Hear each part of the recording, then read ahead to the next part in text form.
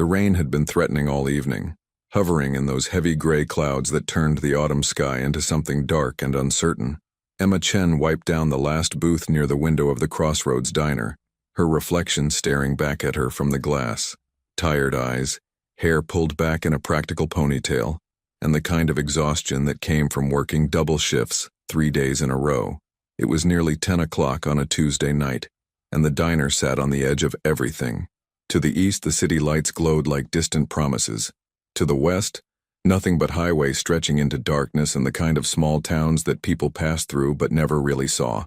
The Crossroads existed in that in-between space, serving truck drivers, travelers, and the occasional local who didn't want to drive into the city for a meal. "Table 6 needs a refill," called out Danny from behind the counter. At 62, with silver hair and reading glasses perpetually perched on his nose, Danny had owned the Crossroads for 30 years. He'd hired Emma 2 years ago when she'd walked in desperately needing work, and he'd never asked too many questions about why a girl with a college degree was waiting tables at a roadside diner. Emma grabbed the coffee pot and made her way to table 6, where old Joe sat with his usual crossword puzzle and lukewarm coffee.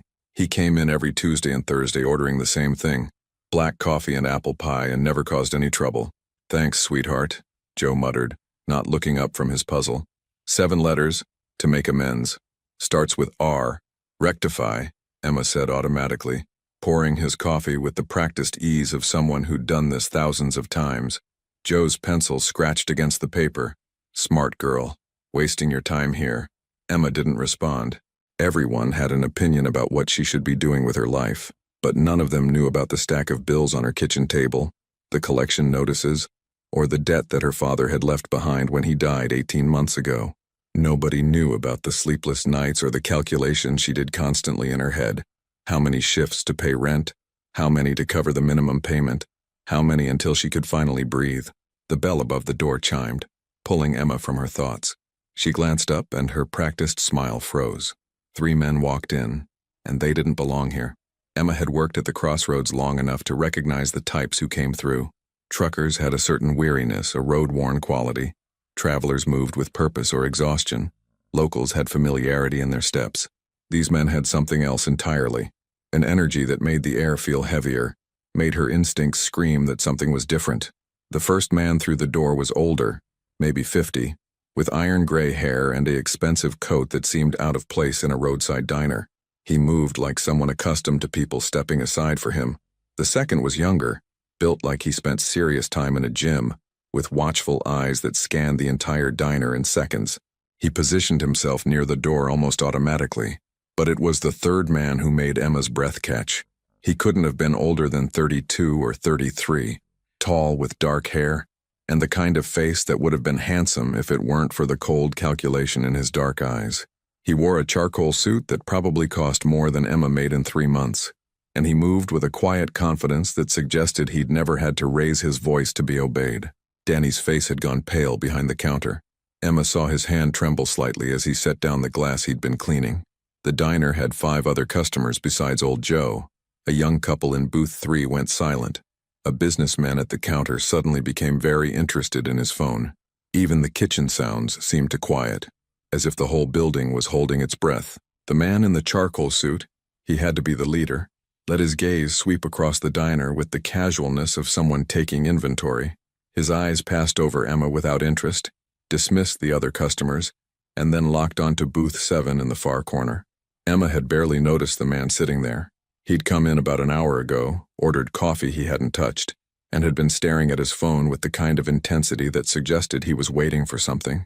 He was maybe 40, wearing a rumpled jacket, and now Emma could see the fear written clearly across his face. The 3 newcomers moved through the diner like they owned it. The older man and the younger one flanked either side while the man in the charcoal suit walked straight down the center aisle. His footsteps were measured, deliberate. Emma found herself frozen in place, coffee pot still in hand, watching something unfold that she didn't understand but knew was dangerous. The man in booth 7 stood up, his chair scraping loudly against the floor. "Marco," he said, and his voice shook. "Listen, I can explain." "Sit down, Tommy." The voice was quiet, almost gentle, but it carried absolute authority. Marco, that was apparently his name, gestured to the booth with one hand. "Sit down and let's talk like civilized people." Tommy sat. He didn't look like he had a choice. Marco slid into the booth across from him, his movements fluid and controlled.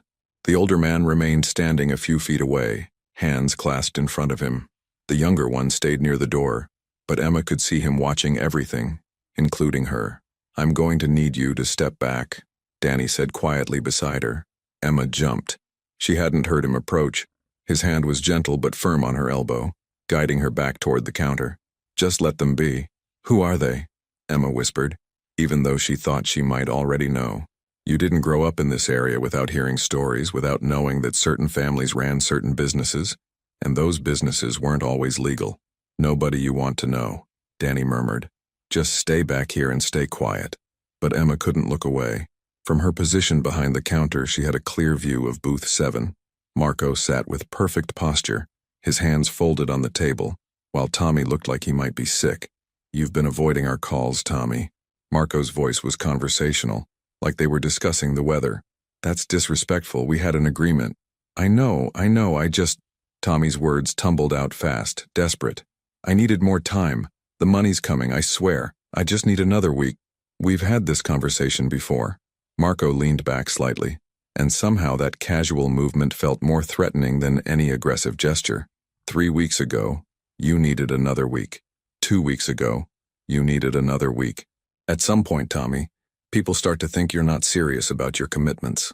Emma's heart was pounding. She'd seen enough movies, heard enough stories to know how these situations were supposed to end. The debt collector, the desperate man, the quiet threat that could turn into something terrible in an instant. Her hand tightened around the coffee pot. She should stay out of it. Danny was right. These weren't her people. This wasn't her business. She should just stand here quietly and let whatever was going to happen, happen. But she kept thinking about the bills on her kitchen table, about her own father, who'd gotten desperate enough to borrow money from the wrong people, about how that desperation had consumed him, how the stress had probably contributed to the heart condition that eventually ended his life, about how she'd found him slumped over those same bills, and how she'd inherited not just his debts but the crushing weight of choices made in desperation. "Please," Tommy was saying, and there were tears in his eyes now. "I have a family. I have kids. I made a mistake, I know I did, but please." Marco pulled something from inside his jacket, and Emma's body moved before her brain could catch up. "Don't do it!" The words came out louder than she'd intended, sharp and desperate in the quiet diner. Everyone turned to look at her, Danny with horror, the other customers with shock, the older man with cold appraisal, and Marco with something that might have been surprise. Emma's face burned. Her heart hammered so hard she could hear it in her ears. She'd just yelled at a man who was clearly dangerous, who had 2 associates with him, who was in the middle of something that was absolutely none of her business. But she couldn't take it back now. Marco studied her for a long moment, his expression unreadable. Then slowly, he smiled. It wasn't a warm smile, there was no humor or kindness in it, but there was something almost like curiosity. "And why not?" he asked, his voice still that same quiet, controlled tone. Emma's mouth went dry. What was she supposed to say? She didn't even know what he was planning to do. She'd just assumed, but assumptions could get you hurt, could get you worse than hurt. She swallowed hard, forcing herself to hold his gaze, even though everything in her screamed to look away. "Whatever he owes you, there has to be another way. Violence doesn't fix anything. It just creates more problems, more pain. There has to be a better solution." The older man made a sound that might have been amusement or disdain.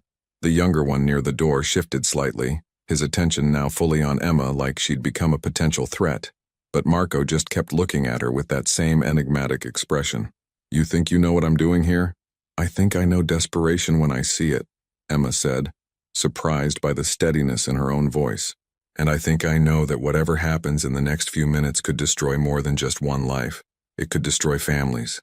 Children could lose a father. A wife could lose a husband. And for what? Money? Pride? A point that needs to be made." "Emma, please." Danny tried to intervene, his voice tight with fear for her, but Marco held up a hand, silencing him without even looking in his direction. His eyes never left Emma's face. "You're brave," he said finally. "Stupid maybe, but brave. What's your name?" "Emma Chen." "Emma Chen," he repeated, as if testing how it sounded. "And you work here? At this diner?" "Yes." "How long?" Emma wasn't sure why she was answering, why she was engaging in this conversation with a man who was clearly not someone you engaged with casually. But something in his demeanor had shifted, just slightly. The cold calculation was still there, but now there was something else. Assessment, maybe. Evaluation. 2 years, she said. And in those 2 years, how many times have you seen people come through that door who were running from something? How many desperate people have you served coffee to, Emma Chen? The question caught her off guard. I don't know. A lot, I guess. And how many of them did you save? Emma didn't have an answer for that. The truth was, she didn't save any of them. She just served them coffee and took their orders and went about her business because what else could she do? She was just a waitress trying to survive her own problems. Marco seemed to read something in her silence. He turned his attention back to Tommy, who looked like he might pass out from fear and confusion. Then Marco finished the motion he'd started before Emma's outburst, pulling something from his inside jacket pocket. It was an envelope, plain, white, slightly thick. Emma watched, stunned, as Marco placed it on the table between them. "This is how I make things right," Marco said, his voice carrying across the silent diner. "Open it, Tommy." With shaking hands, Tommy picked up the envelope and pulled out its contents. Emma couldn't see exactly what was inside, but from Tommy's expression, confusion giving way to disbelief, it wasn't what anyone expected. "That's $5,000, Marco said calmly. "It covers what you owe, plus a little extra. Enough to get you to your sister's place in Ohio like you've been talking about. Enough to start over somewhere else, somewhere you won't be tempted to make the same mistakes." Tommy stared at the envelope like it might disappear. I don't understand. It's simple. Take the money, leave town, find legitimate work, take care of your family, and never," Marco's voice hardened just slightly on that word, "never get involved with people like us again. This is your one chance, Tommy. Take it." The silence in the diner was absolute. Emma felt like she'd stepped into an alternate reality where nothing made sense. This wasn't how these situations were supposed to go. The dangerous man wasn't supposed to hand out money and second chances.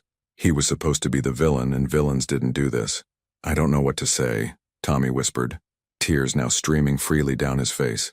Thank you, I swear, I'll never." "I know."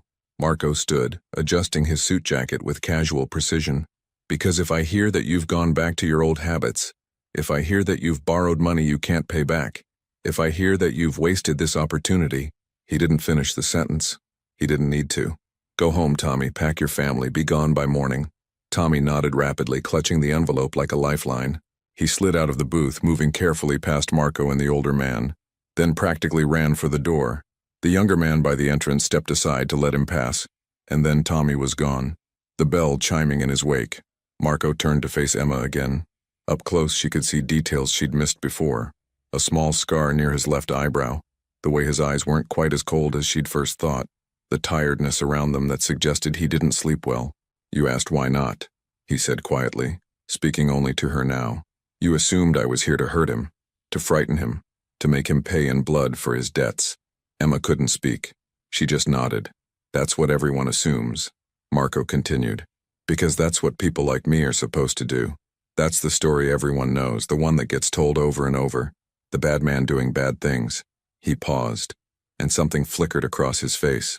Frustration, maybe, or weariness. But those stories don't leave room for anything else. They don't leave room for people to change or to choose a different way. "Why?" Emma finally found her voice. "Why did you give him money instead of what everyone expected?" Marco's slight smile returned. "Because I'm trying to make things right in my own way. It's not always the way people expect, and it's not always easy. But it's the choice I'm making." He reached into his pocket again, and this time Emma didn't flinch. He pulled out a business card, plain and simple, with nothing but a phone number printed on it. He placed it on the counter between them. "If you ever need help, Emma Chen, call that number. You struck me as someone who understands what it means to be trapped by circumstances, to be fighting against debts and obligations that weren't entirely your fault. So if you need help, call. Consider it payment for your courage tonight." Emma stared at the card, not touching it. "I don't understand any of this." "You don't have to." Marco gestured to the older man and the younger one, and they moved toward the door with synchronized efficiency. Before he followed them, Marco turned back one last time. "But you were right about one thing. Violence doesn't fix anything. It just creates more problems, more pain. I learned that lesson the hard way. And then he was gone, the three men disappearing into the night as smoothly as they'd arrived. Through the window, Emma watched them climb into a black SUV and drive away, taillights disappearing into the darkness. The diner remained silent for a long moment, everyone processing what they'd just witnessed. Then, slowly, life began to resume. The couple in booth 3 started whispering urgently to each other. The businessman at the counter asked for his check in a shaky voice. Old Joe went back to his crossword puzzle like nothing had happened. Danny let out a long, shaky breath and put his hand on Emma's shoulder. "That was the stupidest, bravest thing I've ever seen anyone do," he said. "Marco Castellano doesn't usually come out here himself. You have any idea who he is?" Emma shook her head, though she was starting to piece it together from context and rumor. "His family's been in this area for 3 generations," Danny said quietly. "They run businesses. The kind you don't ask too many questions about. His father died 2 years ago and Marco took over everything. Word is he's been trying to change things, trying to make the family operations more legitimate. But old habits die hard, and the people who work for him don't all agree with his methods." Emma picked up the business card, turning it over in her hands. Just a number. Nothing else. No name, no address, no indication of what kind of help Marco Castellano might provide if she called. "Throw that away," Danny advised. "Whatever he's offering, it's not worth getting tangled up with people like that." But Emma slipped the card into her apron pocket. She wasn't sure why. Maybe because she recognized something in Marco's eyes. That same trapped feeling she saw in her own mirror every morning. Maybe because someone had just walked into her diner and done something unexpected. Something that suggested the world wasn't quite as simple as the stories made it seem. Or maybe because for the first time in 18 months, someone had looked at her and seen past the waitress uniform to the person underneath. Someone fighting. Someone trying to survive. Someone who understood what it meant to be crushed under the weight of circumstances beyond your control. The rain finally started as Emma finished her shift, drops pattering against the windows of the Crossroads diner. She cleaned the booth where Tommy had sat, where Marco had placed an envelope full of second chances. She wiped down the spot where she'd stood and yelled, "Don't do it," at a man she didn't know, interrupting something she didn't understand. As she drove home that night, windshield wipers beating a steady rhythm against the rain, Emma kept replaying the scene in her mind. Marco's words echoed in her head. "This is how I make things right." She didn't know what to make of any of it. She didn't know if Marco Castellano was truly trying to change or if tonight had been an aberration, a performance for reasons she couldn't fathom. She didn't know if keeping his card was smart or dangerous. But she knew one thing. Her life had just gotten more complicated. And somewhere in the darkness, driving away in a black SUV, Marco Castellano was probably thinking the same thing about his. 3 days had passed since the night Marco Castellano walked into the Crossroads diner, and Emma Chen hadn't stopped thinking about it. She told herself it was just the shock of the encounter, the adrenaline that had flooded her system when she'd shouted at a man who could have responded very differently. She told herself it was natural to replay unexpected events, to analyze them from every angle until they made sense. But the truth was more complicated than that. The truth was that she couldn't reconcile the man she'd seen with the stories she'd heard. Emma had done her research. Late at night, unable to sleep, she'd typed Marco Castellano into her phone's search engine and found a scattered collection of information. There were a few local news articles from 2 years ago about his father's funeral. Antonio Castellano, described as a prominent local businessman, which was apparently code for something else entirely. There was a brief mention in a business journal about the Castellano family's legitimate holdings, a construction company, 2 restaurants in the city, and a logistics firm. But the real information came from the spaces between the words, from the things not said directly, the carefully neutral language in the articles, the way certain details were glossed over, the fact that Antonio Castellano's funeral had been attended by people whose names Emma recognized from other contexts, other rumors. Emma had grown up in this area. She knew how things worked even if she'd never been directly involved. She knew there were families who ran operations that existed in the gray spaces of legality, who had their hands in businesses both legitimate and otherwise. The Castellanos were one of those families. Everyone knew it, even if no one said it out loud. What Emma couldn't figure out was where Marco fit into that picture. Thursday morning came with crisp autumn air, and a sky so blue it almost hurt to look at. Emma's apartment was a small 1-bedroom on the 3rd floor of an old building that had seen better days. The radiator clanked and hissed. The water pressure was inconsistent, and her neighbors upstairs seemed to hold bowling tournaments at midnight. But it was hers, and she'd managed to keep it despite everything. She made coffee in the small kitchen, staring at the stack of bills on the counter that had become a permanent fixture in her life. Medical bills from her father's final hospital stay, the remaining balance on his personal loan, the one he'd taken out when his restaurant supply business had started failing, credit card statements with interest rates that should be illegal, collection notices that came with increasing frequency and increasingly threatening language. Emma had a system. She paid the minimum on everything, rotating which bill got priority each month based on which creditor was most aggressive.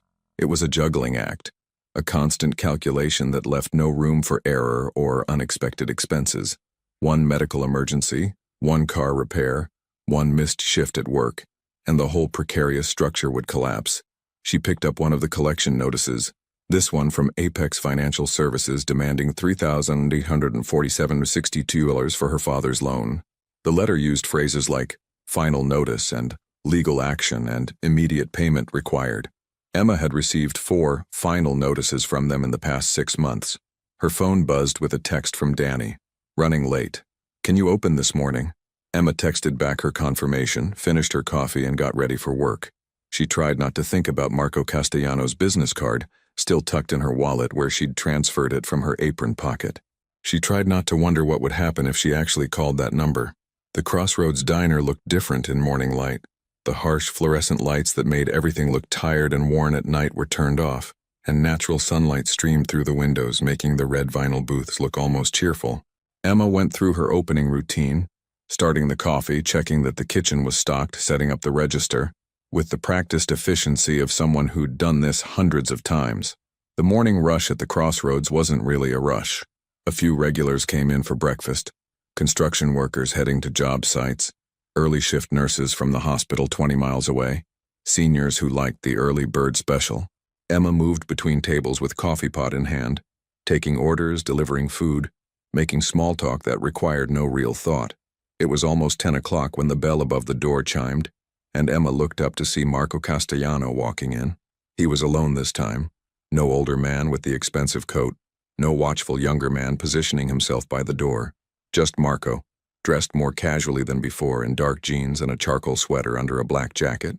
He looked younger somehow, less intimidating, though Emma noticed that the other customers still reacted to his presence, conversations dropping to whispers, sidelong glances, a subtle tension that rippled through the room. Marco's eyes found Emma immediately, and he headed straight for her section, sliding into the same booth where he'd sat with Tommy 3 nights ago. Emma took a breath, grabbed a menu and a coffee cup, and walked over with her professional smile fixed in place. "Good morning," she said, her voice steadier than she felt. "Coffee? Please?" Marco's voice was different in daylight, less cold, more tired. "And whatever you recommend for breakfast. I trust your judgment." Emma poured the coffee, set down the menu even though he'd said he didn't need it, and tried to ignore the way her hands wanted to shake. "The Western omelet is good. So is the stuffed French toast if you want something sweet. The omelet sounds perfect." Emma wrote down the order, acutely aware that Marco was watching her.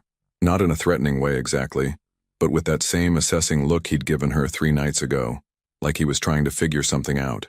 "You came back," she said before she could stop herself. "I did."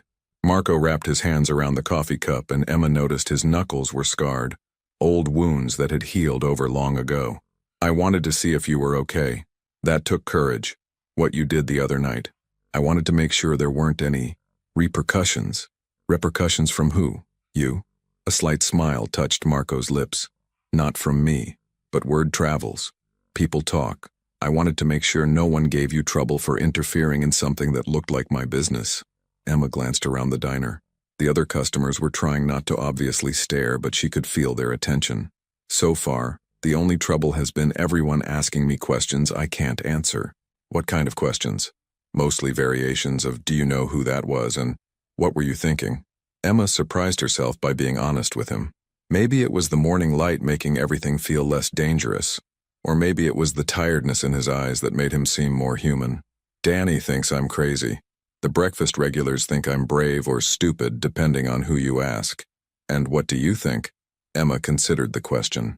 "I think I acted on instinct. I saw what I thought was about to happen and I couldn't just stand there. But now, She trailed off, not sure how to finish that sentence. Now you're wondering if you misread the situation. Marco finished for her. If I was ever actually going to hurt Tommy. If your intervention changed anything or if I was always planning to do what I did. Were you? The question came out before Emma could reconsider it. Planning to help him, I mean. Marco took a sip of his coffee, his expression thoughtful. Honestly, I wasn't sure what I was going to do until you spoke up. I had the envelope with me. I'd already made the decision that giving Tommy a way out was better than the alternative, but I was still angry. Still frustrated that he'd put himself in that position, that he'd wasted chances before. Your words. They reminded me why I'd made that envelope in the first place. Emma didn't know what to say to that. She became aware that she'd been standing at his table much longer than was professional, that Danny had arrived and was watching them from behind the counter with a worried expression. I should put your order in, she said. Emma. Marco's voice stopped her as she turned to go. Can I ask you something? She turned back, waiting. Why did you speak up? You didn't know me. You didn't know Tommy. You didn't know what was really happening. Most people would have stayed silent, protected themselves. Why didn't you? Emma thought about her father, about the desperation that had consumed his final years, about the loan sharks who'd called the house at all hours, their voices pleasant, but their words carrying implicit threats, about finding him collapsed over the bills that had literally killed him with stress.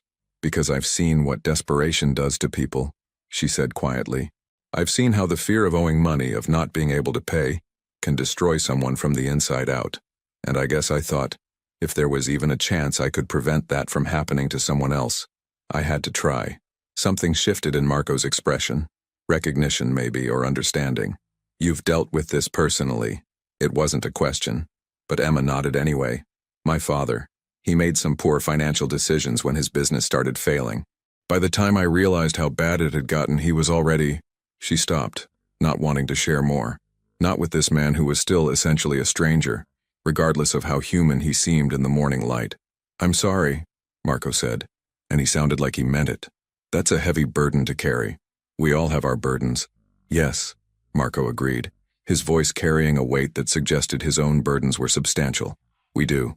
Emma excused herself to put in his order, and she could feel Marco's eyes on her as she walked away. Danny pulled her aside as soon as she reached the counter. What's he doing here? Danny whispered urgently. Having breakfast, apparently. Emma, this isn't good. People like him don't just come back for the food. He wants something. Maybe he just wants breakfast. Emma countered, though she knew Danny was probably right. People like Marco Castellano didn't do anything without purpose. The morning continued with its usual rhythm, but Emma remained hyper-aware of Marco's presence in booth 7. He ate his omelet slowly, spent time on his phone, occasionally looking out the window at the passing traffic. He didn't seem to be in any hurry to leave. Around 11, when the breakfast crowd had thinned out, Marco called Emma over again. Can you sit for a minute? He asked. If you're not too busy? Emma glanced at Danny, who shook his head slightly in warning, but curiosity won over caution, and she slid into the booth across from Marco, acutely aware that this was the same position Tommy had been in 3 nights ago. I want to explain something to you, Marco said, his hands wrapped around his 3rd cup of coffee. Not because I owe you an explanation, but because I think you deserve one. What you saw the other night, that's not how things usually work in my world. It's how I'm trying to make them work. But it's complicated. You don't have to explain anything to me. I know, but I want to. Marco paused, seeming to choose his words carefully. My father ran the family business for 35 years. He had his own way of doing things, his own rules. When he died 2 years ago, I inherited all of it, the legitimate businesses, the less legitimate operations, the relationships, the obligations, the debts, and the people who expected me to do things exactly the way he did. Emma listened, saying nothing, letting him talk. The thing is, I watched my father for all those years. I watched how his methods created cycles. People borrowing money they couldn't pay back, getting desperate, making worse decisions, and then the enforcement would come and create more problems. It was efficient in its own way, but it was also destructive. It destroyed families. It destroyed lives. And I kept thinking there had to be a better way. So you started giving people money instead of collecting it. Sometimes, when it makes sense, when I think it'll actually help them break the cycle instead of just prolonging it. Marco's smile was rueful. My father's old associates think I'm weak. They think I'm wasting resources being soft. And maybe they're right in a purely business sense. But I can't keep doing things the old way and sleep at night. That's why you gave Tommy that envelope. Tommy was drowning. He'd borrowed money to pay off other debts, then borrowed more to pay that back, and it just kept spiraling. He was never going to dig himself out. He was just going to sink deeper until something broke. So I gave him a way out. One chance to start over, somewhere else, without that weight crushing him. Emma understood that more than Marco probably realized. She was living that same spiral, making the same calculations, feeling that same crushing weight every day. "And if he wastes the chance?" she asked. Marco's expression hardened slightly. "Then he'll face consequences." "I'm trying to be better, Emma, but I'm not naive. Some people need second chances. Some people need accountability. The trick is figuring out which is which." They sat in silence for a moment. The diner's ambient noise, the clatter of dishes, the hum of conversation, the sizzle from the kitchen, filling the space between them. "Why are you telling me this?" Emma finally asked. "Because I think you understand what it's like to be trapped by circumstances beyond your control. And because—" Marco hesitated, and for the first time since Emma had met him, he looked uncertain. "I don't have many people I can talk to honestly. Most people in my life want something from me, or they're afraid of me, or they're judging every decision I make against what my father would have done. But you just spoke up because you thought it was right. No agenda, no fear of repercussions, just instinct and courage. That's rare in my world." Emma didn't know how to respond to that. Before she could figure it out, her phone buzzed in her apron pocket. She pulled it out and saw an email notification from Apex Financial Services, probably another threatening letter about the loan. But when she opened the email, her breath caught. "Dear Ms. Chen, this letter is to inform you that account 4782-9453-2847 has received a payment of $3,000. The current balance on this account is now $847.60. Please contact our office to arrange payment of the remaining balance." Emma stared at the screen, reading the words 3 times to make sure she understood them correctly. Someone had paid $3,000 toward her father's loan. Someone anonymous, because the payment details just said third-party payment with no name attached. "Everything okay?"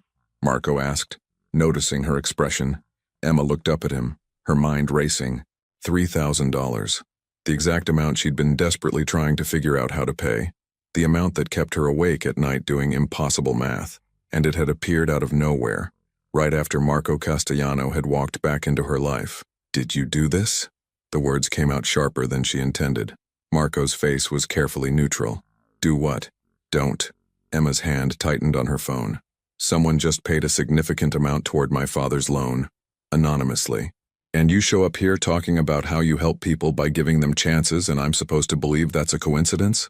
I never said I paid your debt, Emma. But you're not saying you didn't." Marco leaned back in the booth, his expression unreadable. "Would it matter? If someone paid some of your father's debt, does it matter who or why?" "Yes, it matters." Emma kept her voice low, aware of the other customers, but intensity bled through anyway. "Because I don't want to owe you anything. I don't want to be another Tommy, another person who's trapped by obligations they can't repay. I've spent 2 years trying to dig myself out of debt on my own terms, and I'm not about to trade one trap for another. It's not a trap if there are no strings attached. There are always strings attached. That's how this works, isn't it? You help people, they owe you, and eventually you call in those favors." Marco was quiet for a long moment, and Emma thought she saw something like hurt flash across his face before his expression closed off again. "Is that really what you think of me?" "I don't know what to think of you," Emma said honestly. 3 days ago you walked in here and I thought you were going to hurt someone. Instead you gave him money and a second chance. Now you're back, having breakfast, telling me about your complicated relationship with your father's legacy, and suddenly, some of my debt disappears. What am I supposed to think? You're supposed to think that maybe sometimes people do things because they want to help, not because they're building leverage. Marco stood, pulling out his wallet and placing 2 20s on the table, far more than his breakfast cost. "But I understand your skepticism. In your position, I'd feel the same way." He started to leave, then paused. "For what it's worth, Emma, I do understand what it's like to be crushed by obligations you inherited. My father left me with more than just businesses and operations. He left me with expectations, with relationships I never chose, with debts of honor and blood that I'll be paying off for the rest of my life. So when I see someone else struggling under that same kind of weight, yes, sometimes I try to help. Not to create obligation, but because I know what that weight feels like. Marco walked to the door, then turned back one final time. And just so we're clear, I didn't pay your debt, but I know people who know people, and sometimes information finds its way to those who might be in a position to help. What they choose to do with that information is up to them. He left before Emma could respond, the bell above the door chiming in his wake. Danny appeared at her elbow immediately. What was that about? I don't know, Emma said, staring at the email on her phone. $3,000. Not from Marco if she believed him, but because of Marco. Someone in his network. Someone who owed him favors or respected him enough to act on information he'd passed along. The implications made her head spin. On one hand, it was $3,000 she desperately needed. A significant chunk of crushing debt suddenly lifted. On the other hand, it meant she was now entangled with Marco Castellano in some way, whether she wanted to be or not. He said there were no strings, but Emma had learned the hard way that there were always strings. Always. The rest of her shift passed in a blur. Emma went through the motions, taking orders, serving food, cleaning tables. But her mind was elsewhere, turning over the morning's conversation again and again. That evening, after her shift ended, Emma sat in her car in the diner's parking lot and pulled out the business card Marco had given her 3 nights ago. Just a phone number, nothing else. She'd assumed it was for emergencies, for if she needed his particular kind of help. But now she wondered if it was something else, a way to stay in contact, to continue conversations that couldn't happen in a public diner with Danny watching nervously and customers whispering speculation. Emma had spent 2 years carefully building walls, keeping her struggles private, refusing help even when she desperately needed it. Self-sufficiency had become her religion, the belief that she could handle everything on her own if she just worked hard enough, planned carefully enough, sacrificed enough. But what if that wasn't strength? What if it was just stubbornness, or pride, or fear of being vulnerable? Her phone rang, making her jump. Unknown number. Emma considered letting it go to voicemail, but curiosity won out. Hello? Ms. Chen? This is Robert Harrison from Apex Financial Services. The voice was professional, almost pleasant. I'm calling about your father's loan account. I wanted to personally follow up on the payment we received today. Oh, yes, I got the email. Excellent. Now I wanted to discuss your options for the remaining balance. Given the significant payment we just received, we're prepared to offer you a very favorable settlement arrangement. As Robert Harrison outlined payment plans and settlement options that had never been available to her before, when she was alone, desperate, and had no leverage, Emma realized something important. The payment hadn't just reduced her debt. It had changed her position, given her negotiating power, opened doors that had been firmly closed. Whoever had made that payment had understood that, had known exactly how the system worked and how to work it.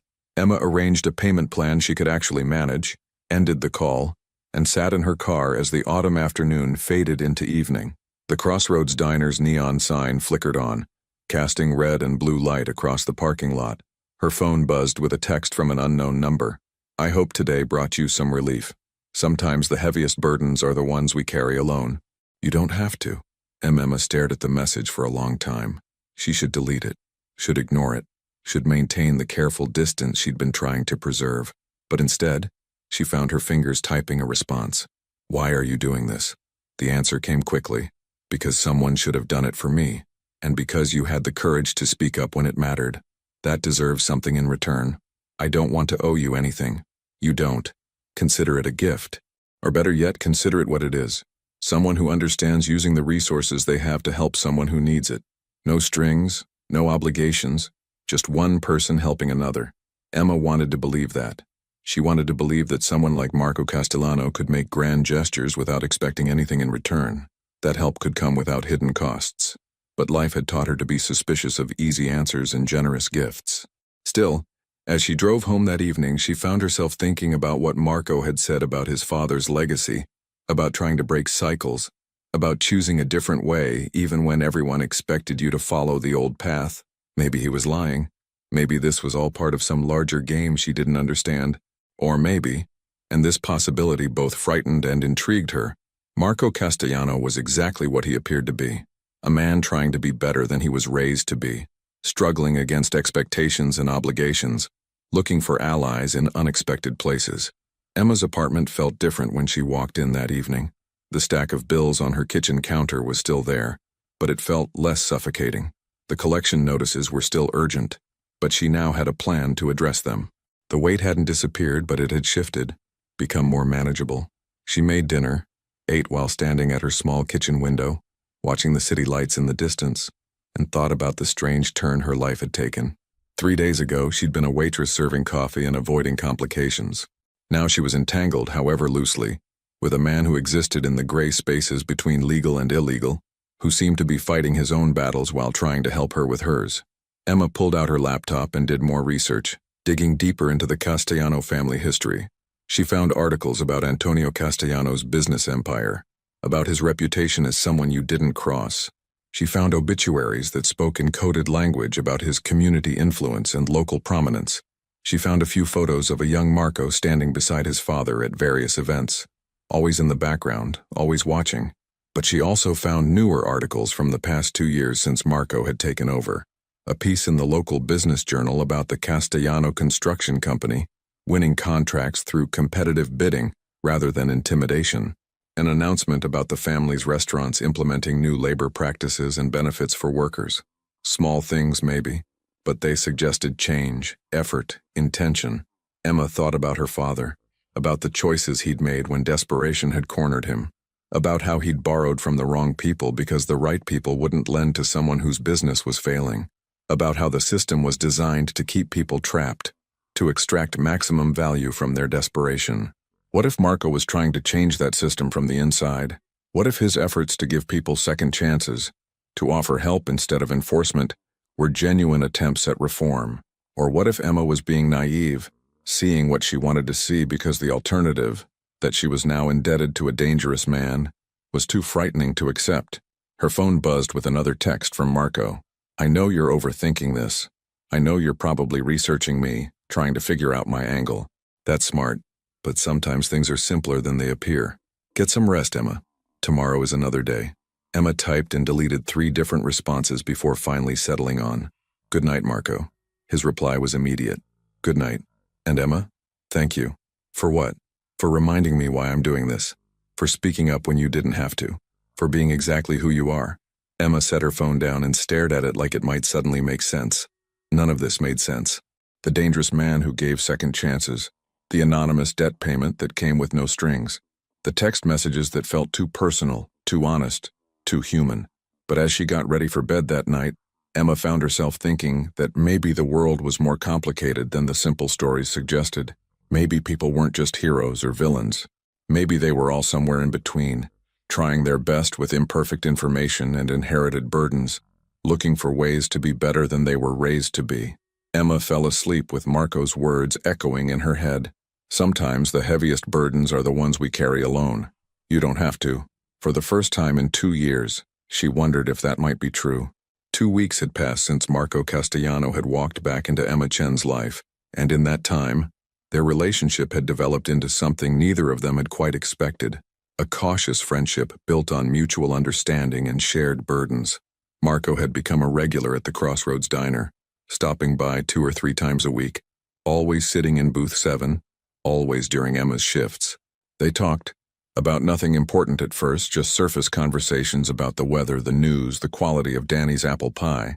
But gradually the conversations deepened, became more honest, revealed more about who they really were beneath the roles they played for the world. Emma had learned that Marco drank his coffee black with 2 sugars, that he had a degree in business administration from a state university, and that he'd wanted to be an architect before his father's death had pulled him into the family business. She'd learned that he read constantly, history mostly, biographies of people who'd tried to change systems from within, and that he had a dry sense of humor that caught her off guard. In return, Emma had shared pieces of her own story, how she'd been studying accounting before her father's death, how she'd dropped out to work full-time when the debts had become overwhelming, how she'd always wanted to open her own small business consulting firm, helping people like her father navigate financial challenges before they became crushing. How that dream felt impossibly distant now, buried under the weight of survival. The debt payment had been real, $3,000 that had given Emma breathing room for the first time in 2 years. She'd negotiated payment plans for the remaining balances, consolidated where she could, and for the first time could see a path forward that didn't involve drowning. But she still didn't know for certain if Marco had arranged it, and he wouldn't confirm or deny it. Does it matter? He'd asked when she'd pressed him. Someone helped you. Accept the help and move forward. It was a Friday afternoon in late October when everything shifted. The diner was quiet, the lunch rush over, and the dinner crowd not yet arrived. Emma was refilling salt shakers when Marco walked in, and she immediately knew something was wrong. He moved differently, his shoulders tight with tension, his jaw clenched, his eyes carrying a hardness she hadn't seen since that first night. He slid into booth 7 without his usual greeting, and when Emma brought coffee, she noticed his knuckles were bruised. What happened? She asked quietly, setting down the cup.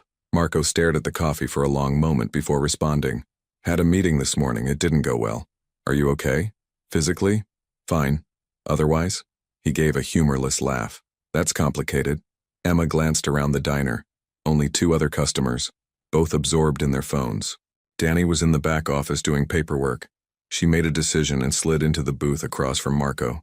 Talk to me, she said. Marco looked up, surprise flickering across his face. You don't want to hear about my problems, Emma. Maybe not, but I'm offering anyway. She kept her voice gentle but firm. You've listened to me talk about my struggles. Fair is fair. Something in his expression softened. He wrapped his hands around the coffee cup, and Emma noticed they were shaking slightly. Adrenaline, probably, or anger, or both. Vincent, Marco said finally. My father's former right-hand man. He's been with the family for 25 years, since before I was born. This morning he told me I'm destroying everything my father built, that I'm weak, that the organization is losing respect because I'm trying to change how we operate. What did you say?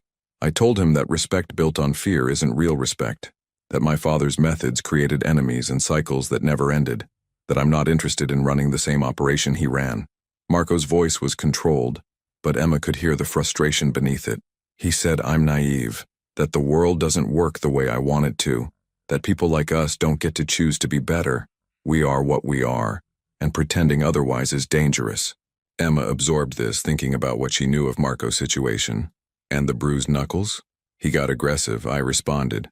Nothing serious, but Marco flexed his fingers, wincing slightly. It's a problem. Vincent has influence, relationships with people who preferred my father's way of doing things. If he decides to actively work against me, it could cause real issues. Can you fire him? It's not that simple. He knows too much, has too many connections. Cutting him loose could be more dangerous than keeping him close. Marco met her eyes. This is what I'm dealing with, Emma.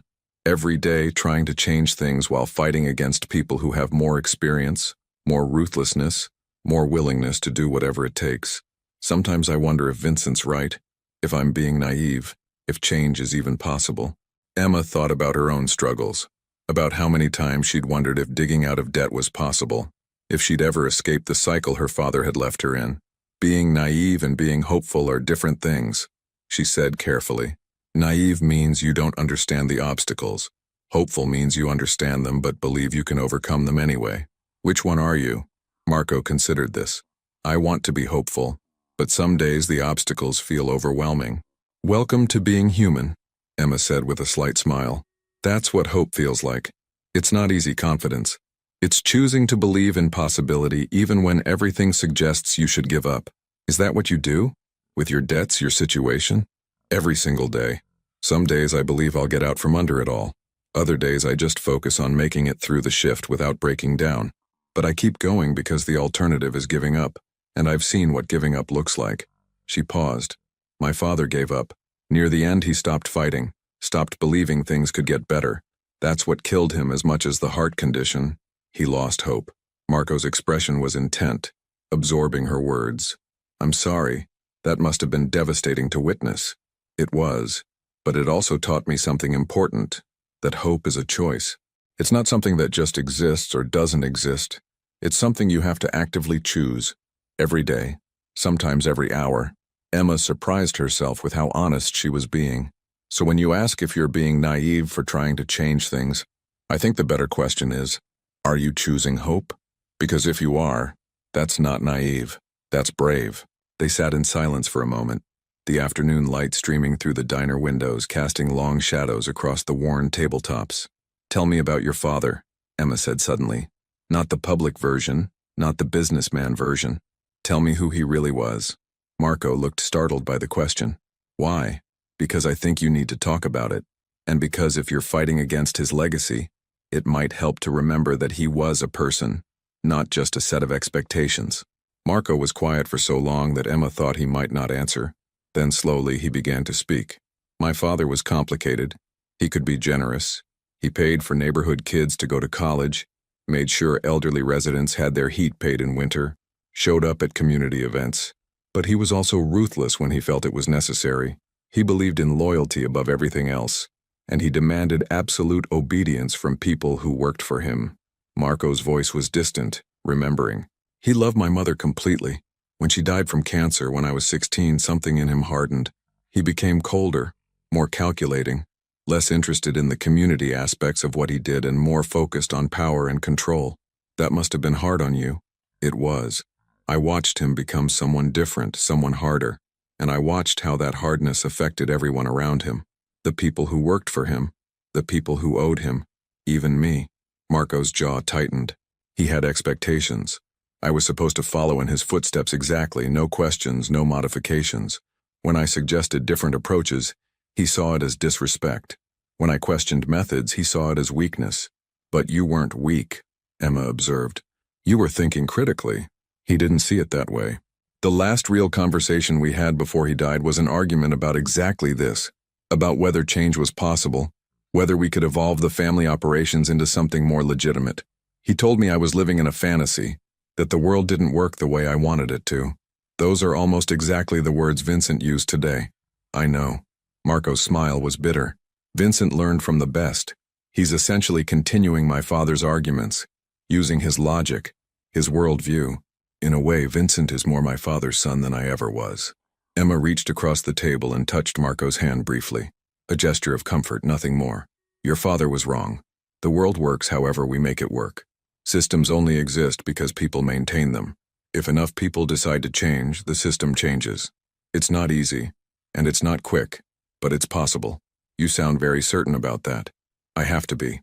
Because if I don't believe that systems can change, then I have to accept that I'm trapped forever in the debt cycle my father created, that there's no way out, no possibility of something better, and I refuse to accept that. Emma's voice was firm. So yes, I believe change is possible. I have to. Marco studied her face, and Emma saw something shift in his expression. Respect, maybe, or recognition of a kindred spirit. You're stronger than you think, Emma Chen. So are you, Marco Castellano. The moment was broken by the bell above the door. Emma looked up to see a man entering the diner. Tall, maybe 50, with steel-gray hair and cold eyes that swept the room before landing on their booth. Emma felt Marco tense beside her. Vincent, Marco said quietly. The man approached their booth with measured steps. He glanced at Emma dismissively before focusing entirely on Marco. We need to talk. Privately. Anything you need to say, you can say in front of Emma. Vincent's eyes flicked to her again, this time with more interest. And not the good kind. The waitress? You're confiding in a waitress now? This is what I'm talking about, Marco. You're making decisions based on emotion instead of strategy. Emma, this is Vincent Russo, my father's former associate, Marco said, his voice carefully neutral. Vincent, this is Emma Chen. She's a friend. A friend. Vincent's tone made it clear what he thought of that. You don't have friends in our line of work, Marco. You have allies, employees, and people you need to watch. That's it. That's my father's philosophy, not mine. Your father's philosophy kept this organization strong for 35 years. Your philosophy is going to destroy it in less than 2. Vincent leaned against the booth, his posture casual but his voice sharp. I've been hearing things. People are talking. They're saying you're soft, that you're giving money away instead of collecting it, that you're more interested in playing businessman than being what you actually are. And what am I, Vincent? You're Antonio Castellano's son. You're the head of a family organization that has responsibilities, obligations, and a reputation to maintain, or at least, you're supposed to be. Emma watched the exchange, her heart pounding. She should excuse herself, give them privacy for what was clearly an internal dispute. But Marco had said she could stay, and something told her that leaving him alone with Vincent right now wouldn't be good. I'm aware of my responsibilities, Marco said, his voice dangerously quiet. What I'm questioning is whether those responsibilities have to be fulfilled the same way they always have been. There's a reason things were done the way they were done. Your father understood that. He understood that respect and fear go together, that people need consequences, that showing weakness invites challenges. Vincent's eyes were hard. You're inviting challenges, Marco, and eventually someone's going to accept that invitation. Is that a threat, Vincent? It's a reality check. You think you can change everything, make us into some kind of legitimate business empire, wash away decades of how things worked. But you can't rewrite history. You can't make people forget what this family is. And you can't protect yourself by being nice. Marco stood, and Emma noticed how he positioned himself slightly between her and Vincent, a subtle protective gesture that she doubted he even realized he was doing. I think we're done here, Vincent. If you have concerns about how I'm running things, you can bring them up at the next meeting, but I'm not going to have this conversation here. Vincent smiled, but there was no warmth in it. Of course, we'll discuss it with the others. I'm sure they'll be very interested in your new approach, especially the part where you're taking business advice from a waitress. He left without another word, the bell chiming harshly in his wake. Emma released a breath she hadn't realized she'd been holding. He seems pleasant. Marco sat back down, and she could see the tension in every line of his body. He's dangerous. Not just because he disagrees with me, but because he has the experience and connections to actually cause problems. If he decides to move against me, what are you going to do? I don't know yet. I can't remove him. That would be seen as me consolidating power in a way that would make everyone nervous. But I can't let him undermine everything I'm trying to build either. Marco rubbed his face tiredly. This is the impossible balance I'm trying to maintain. Change things enough to make a difference, but not so much that everything collapses. Emma thought about this, about the complex political reality Marco was navigating. It reminded her of her own balancing act with creditors, trying to pay down debt without triggering collection actions, trying to negotiate without showing how desperate she really was. Can I ask you something? She said. Always. Why does it matter so much? Changing the organization, I mean. You could just run things the way your father did. It would be easier, less resistance, fewer challenges to your authority. Why fight so hard for change when it's clearly making your life more difficult? Marco was quiet for a long moment, staring out the window at the parking lot, the highway beyond, the distant city lights starting to glow as evening approached. Do you remember what you said the first night we met? He finally asked. When you told me not to do it, not to hurt Tommy. I remember. You said violence doesn't fix anything, that it just creates more problems, more pain, that there had to be a better solution. Marco turned to look at her. I've known that my whole life, Emma. I've watched my father's methods create endless cycles of retaliation and revenge. I've seen families destroyed, lives ruined, communities damaged. And I kept thinking, there has to be a better way. There has to be. But knowing something and being able to change it are different things. Exactly. And for years I told myself I'd change things when I got the chance. When my father died and I took over, I thought it would be simple. Just start doing things differently, and everyone would adjust. But it's not simple. Every change I try to make gets pushed back against. Every new approach is questioned. Every attempt to be better is seen as weakness. So why keep trying? Because someone has to. Because if I don't, then everything stays the same forever. The same cycles, the same pain, the same waste of potential. Marco's voice was intense now, passionate in a way Emma hadn't heard before. And because when you stood up that night and said, don't do it, you reminded me that change is possible, that one person having the courage to speak up can shift everything. You changed that situation with Tommy just by being brave enough to say something. If you can do that, maybe I can do this. Emma felt something warm bloom in her chest. Not attraction exactly, though she couldn't deny that Marco was compelling. It was more like recognition, like meeting someone who understood the same fundamental truths about the world that she did. You're putting a lot of pressure on one moment, she said softly. Maybe, but it was an important moment. For me, at least. Marco smiled, and this time it reached his eyes. You have no idea how many people in my life just go along with whatever I say because of who I am, what my family represents. You didn't know any of that. You just saw a situation and responded with courage and compassion. That's rare, Emma. That's valuable. I'm not sure Vincent would agree. Vincent thinks the only valuable qualities are ruthlessness and loyalty. But he's wrong. The world is changing, and organizations that don't change with it get left behind. I can see that even if he can't. They talked for another hour, the conversation ranging from the personal to the philosophical.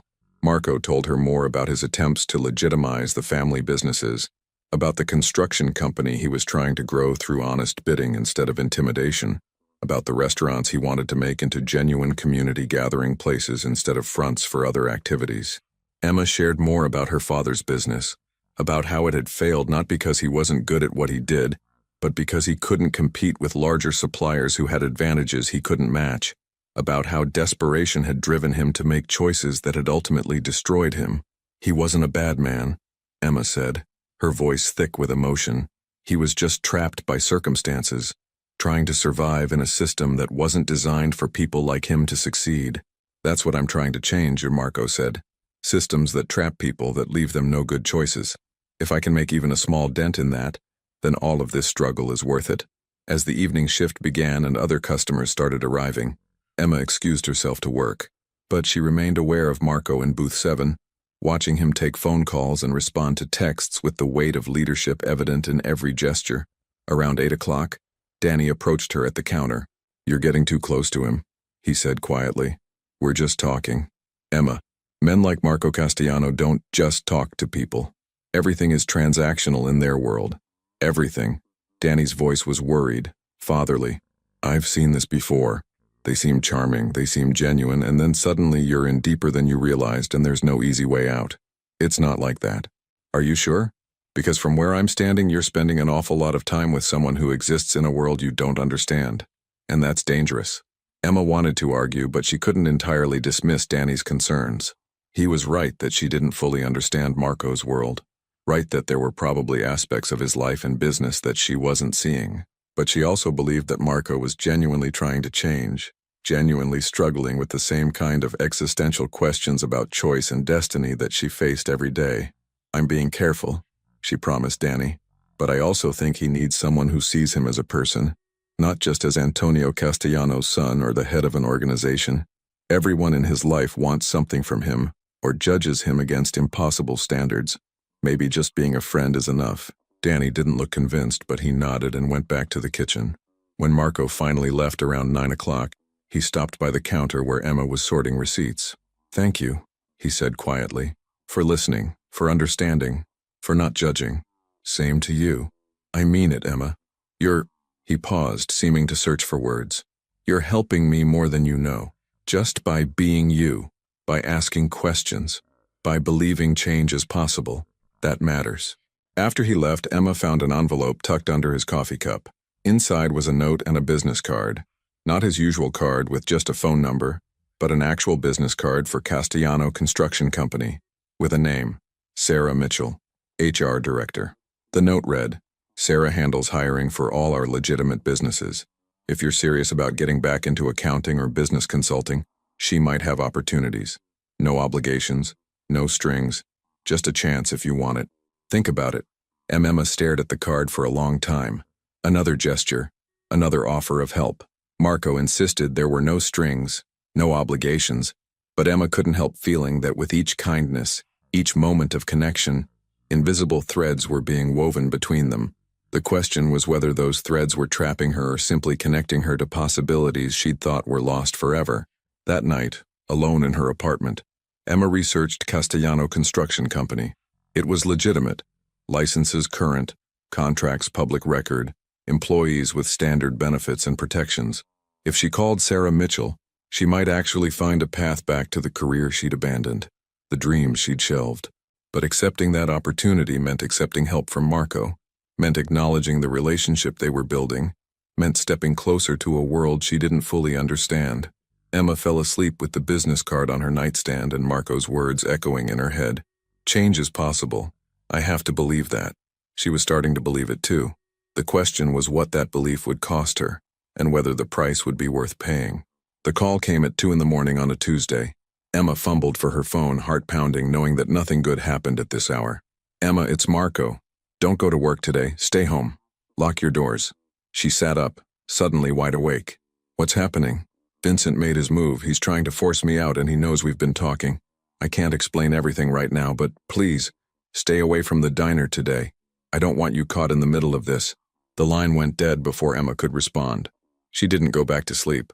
Instead, she sat in her dark apartment watching the city lights and trying not to imagine what "Vincent made his move" actually meant. At 6 a.m., Danny called.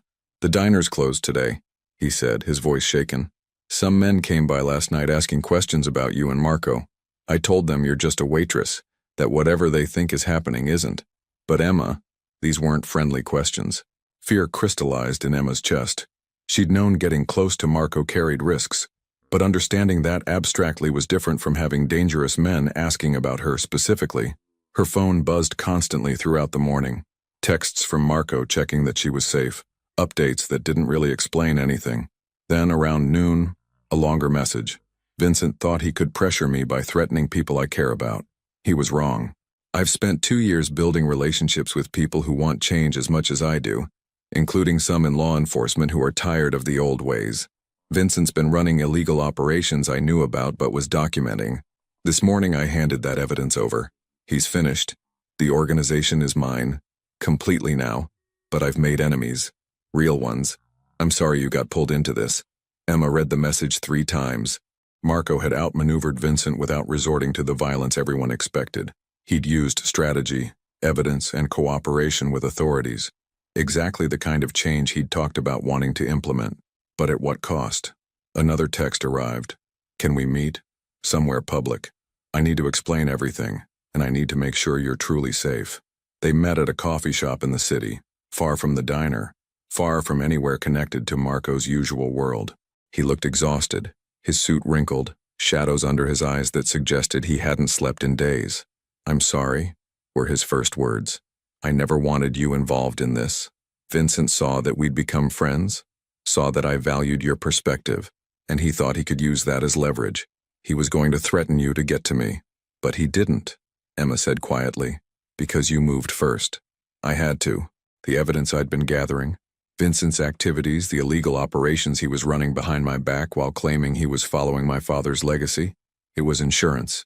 I didn't want to use it this way, but he forced my hand." "Is it over?" Marco's expression was grim. "Vincent's finished, but his allies aren't. I've taken control, but I've also shown that I'm willing to work with authorities, willing to expose our own people if necessary. Some will see that as strength. Others will see it as betrayal." Emma understood what he was saying. Marco had won this battle, but the war for change was far from over. What happens now? Now I proved that my way works, that we can operate legitimately, successfully, without the old methods. That change isn't weakness, it's evolution. He met her eyes. "And I make sure you're protected. I have people watching your building, your route to work. If anyone even looks at you wrong, I'll know." "Marco, I know you value your independence, but please let me do this. Vincent's gone, but until things stabilize, I need to know you're safe." Emma wanted to argue, but she'd seen enough to know this wasn't the time for pride. "Okay, but Marco, thank you for handling this without becoming what everyone expected me to be." Marco's smile was tired but genuine. "You helped me remember why that matters. Your courage, your belief that change is possible. It kept me from taking the easy path." As Emma left the coffee shop that afternoon, she realized something important. She'd been pulled into Marco's world, yes, but he'd also been pulled into hers. They'd influenced each other, changed each other, reminded each other that being better was possible even when it was hard. The question now was what came next. For both of them. 3 months later, the world looked different. Emma Chen walked into the offices of Castellano Construction Company on a crisp January morning, her employee badge clipped to her blazer. Sarah Mitchell had indeed had a position available, junior business consultant, working with small contractors on financial planning and compliance. It wasn't glamorous, but it was a step back toward the career Emma had thought she'd lost forever. The remaining debts were manageable now. She had payment plans she could actually maintain, and for the first time in 2 years Emma could breathe without the crushing weight of impossible obligations. She'd even started taking online courses again, rebuilding toward the degree she'd abandoned. Marco had been true to his word. No strings attached. He hadn't asked for anything in return for the job referral, hadn't leveraged her gratitude into obligation. If anything, he'd been scarce lately, busy with the massive undertaking of transforming the family organization into something legitimate. The Crossroads Diner had become a weekly tradition. Every Friday evening, Emma would finish her work and drive out to have dinner there. Danny always greeted her warmly, still protective but less worried now that she was building a stable life, and sometimes Marco would be there too. sitting in booth 7. On this particular Friday, Emma arrived to find Marco already waiting. He looked different from that first night, less guarded, less burdened. The transformation of the Castellano operations was progressing. The construction company was thriving through honest competition. The restaurants had become genuine community spaces. The illegal operations were being systematically dismantled or handed over to authorities. It wasn't easy. Marco had faced resistance, skepticism, and outright hostility from some quarters, but he'd held firm to his vision, and slowly, grudgingly, people were starting to believe change was possible. "You look tired," Emma said, sliding into the booth across from him. "Big week. We just secured a contract for the new civic center through competitive bidding. No favors, no pressure, just the best proposal." Marco's smile was genuine. "It feels good. Different, but good." They ordered Danny's meatloaf for Emma, the Western omelet for Marco, and fell into easy conversation. They talked about Emma's work, about the small business owner she'd helped that week who reminded her of her father, about Marco's latest challenge with former associates who still didn't trust his new direction.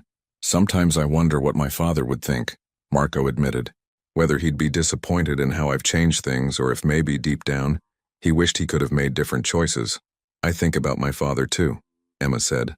"About how he got trapped by circumstances and couldn't find a way out. And I think about how different things might have been if someone had offered him the kind of second chance you gave Tommy. Do you ever hear what happened to him?" "Actually, yes. He sent a letter last month to the diner, addressed to both of us.